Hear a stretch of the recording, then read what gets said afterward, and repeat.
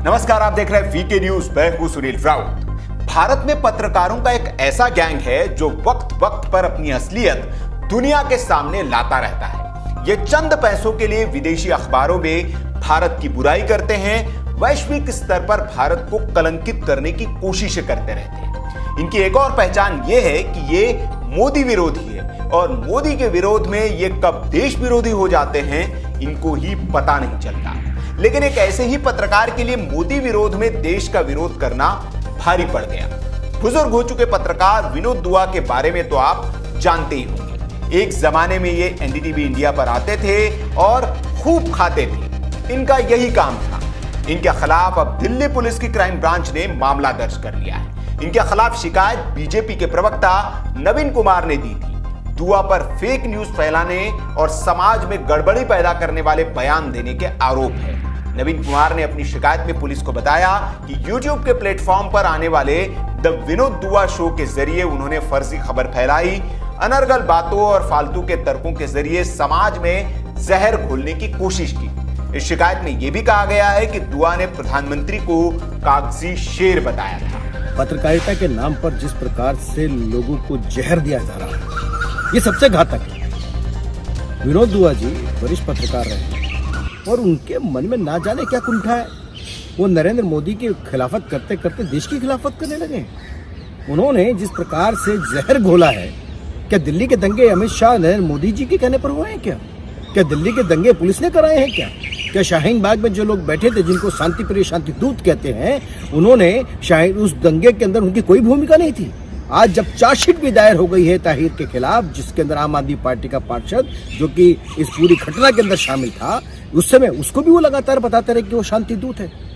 इस प्रकार की जो घिनौनी राजनीति और को उसका जो हिस्सा बन रहे हैं विनोद दुआ जी, पत्रकारिता के माध्यम से पूरे विश्व में भारत को बदनाम करने की साजिश कर रहे हैं। मैं समझता हूं कि अभी तो पुलिस ने एफआईआर दर्ज करी है, लेकिन इस पर सेक्शन और अधिक सख्त होने चाहिए। इसको गिरफ्तार किया जाना चाहिए और तुरंत सजा मिलनी चाहिए। तो सुना आपने, बीजेपी प्रवक्ता ने दुआ की गिरफ्तारी की मांग करते हुए उन्हें कड़ी सजा देने की भी मांग रखी है। विनोद दुआ को भी इस एफआईआर की खबर लग चुकी है और उन्होंने इसकी जानकारी अपने प्रशंसकों को फेसबुक के जरिए दी। उन्होंने लिखा कि दिल्ली पुलिस की क्राइम ब्रांच ने मेरे खिलाफ केस दर्ज किया है। क्राइम ब्रांच के मुताबिक विनोद दुआ पर आईपीसी की धारा 290 और 505 और 505(2) के तहत मामला दर्ज किया गया है। जाहिर है उन पर इसके लिए कार्रवाई भी होगी और ये सबक बनेगी उन लोगों के लिए जो बेवजह ऐसे उपद्रव फैलाने के लिए फर्जी का विश्लेषण करते हैं। वैसे विनोद दुआ ने यह काम पहली बार नहीं किया है। वे बुजुर्ग होते होते लगता है पत्रकारिता भी भूलते जा रहे हैं। ऐसी उन्होंने अमेरिका में हो रही हिंसा की तुलना भारत में मजदूरों के पलायन से करके उनकी पत्रकारिता की गिरते स्तर और स्मृति लोप का उदाहरण दे दिया था, जिसका जवाब एक सामाजिक कार्यकर्ता डॉक्टर सैयद रिजवान अहमद ने जोरदार तरीके से दिया था। अब भाई मुझे एक बात समझ में नहीं आ रही कि ये कंपैरिजन क्या है। ये माने what is this?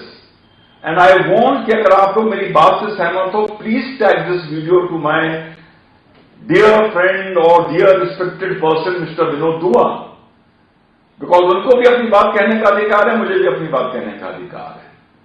So please my voice should reach him कि माने विनोद दुआ जी कि आप क्या कंपैरिजन कर रहे हैं। आपकी इंटेलेक्चुअलिटी के मैं चरण छूता हूं महाराज। एक तरफ अमेरिका में एक सड़क में बेरहमी से पुलिस के हाथों एक निहत्ता सरेंडर आदमी का कत्ल हुआ है। एक तरफ उसकी सहानुभूति है, दूसरी तरफ हमारे देश में कोविड-19 के चलते एक बहुत बड़ी समस्या आई माइग्रेंट वर्कर्स को लेके और उन्हें वाकई बहुत परेशानी झेलनी पड़ी। मैं बार बार बोल चुका हूं, इसमें लैप्स ऑफ जजमेंट हो गया। हमारी सरकारें, केंद्र सरकार और सारी राज्य सरकार इसका अनुमान नहीं लगा पाएंगे कि ये इतना व्यापक हो जाएगा, इतना स्नोबॉल कर जाएगा, इतना बड़ा एक्सोडस ट्रिगर कर जाएगा। उनके साथ गलत हो गया। सरकारों ने उसको करेक्ट करने की भी कोशिश की, कोर्स करेक्शन किया, जितना कर सकते थे कर पाए। उम्मीद पर वो भी नहीं खरे उतर पाए, सब माना मैंने। लेकिन प्रभु ये कंपैरिजन दोनों क्या है सहानुभूति के? एक ब्लैक आदमी का मर्डर और यहां पर माइग्रेंट वर्कर्स, ये आपकी कौन सी पत्रकारिता है कि इसमें दोनों चीजों को कंपेयर कर दिया। Number one, this is very laughable. You have not compared an apple to orange, but rather you have compared a pumpkin to orange. These are two entirely different things. Number one. दूसरी चीज mister Vinod दुआ, अगर आपको ये comparison करना था तो आपको ये कंपैरिजन करना चाहिए था, क्योंकि आपकी बोली बातें दुनिया में देखी जाती हैं। बट अफसोस ये है कि शायद आप लोग बॉर्डर पार बैठे लोगों को ज्यादा इंप्रेस करना चाहते हैं। कभी कभी कम से कम मुझे ऐसा लगता है। अगर आपको कंपैरिजन करना चाहिए था तो आपको यह करना चाहिए था कि देखिए, भारत की सहनशीलता और ये अमेरिकन की सहनशीलता, जो ये पूरी दुनिया को सिविल सोसाइटी का, सिविल राइट्स का, ह्यूमन राइट्स का पाठ पढ़ाते हैं, डेमोक्रेटिक वैल्यूज का पाठ पढ़ाते हैं। एक तरफ वहां पर एक आदमी मारा जाता है जो घोर हनन है मानव अधिकार का, उसके बाद वहां इतनी बड़ी हिंसा होती है, इधर हमारे मजदूर भी परेशान होते हैं, मरते हैं। एक्सीडेंट्स, भूखमरी और बीमारी को मिला के इस पूरे माइग्रेशन में 200 मजदूर मर गए, एक भी गाड़ी नहीं चली, एक भी आदमी नहीं मरा, एक भी जगह गोली नहीं चली मजदूरों के ऊपर।